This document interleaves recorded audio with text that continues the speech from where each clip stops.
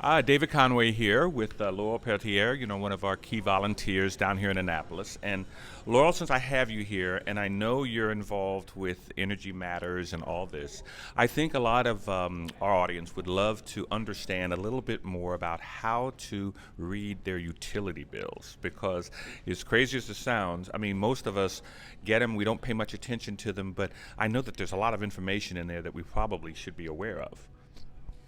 You got it.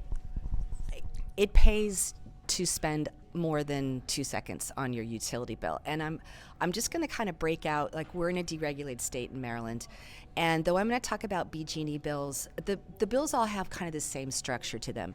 So what a deregulated state means, and I know you're getting probably lots of knocks on the door and a lot of phone calls right now saying, hey, switch energy.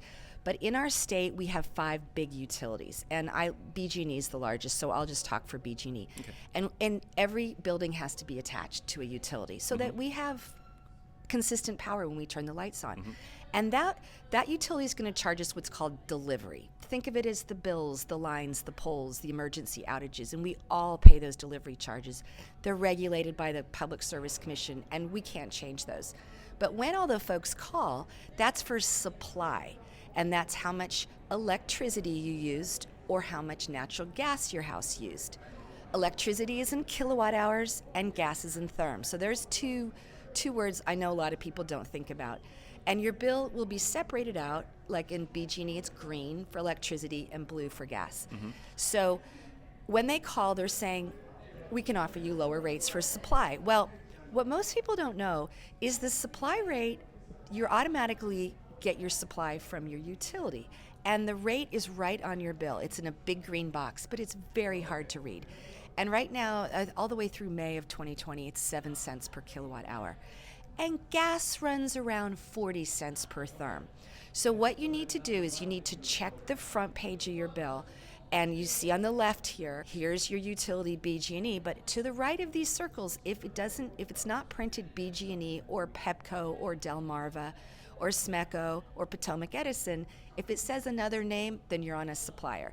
Then I want you to do is flip your bill over, look at the rate in these boxes, see in this green box, and here's the rate per kilowatt hour, and then find on your bill this box called electric supplier charges box or gas supplier charges box. And in there is the rate. And I'm going to show you right now with this red pen. It's right here. And now you have the rates to compare. You know what your utility would have charged you and what you're paying your supplier. And then you can also see how much you used, how many kilowatt hours that month did you use, and how many therms you used. And then you can just do basic math. And here's a sample that I did for you. Okay. What I found is most people on third-party supply, they're not re-upping their contracts, and the rates are creeping.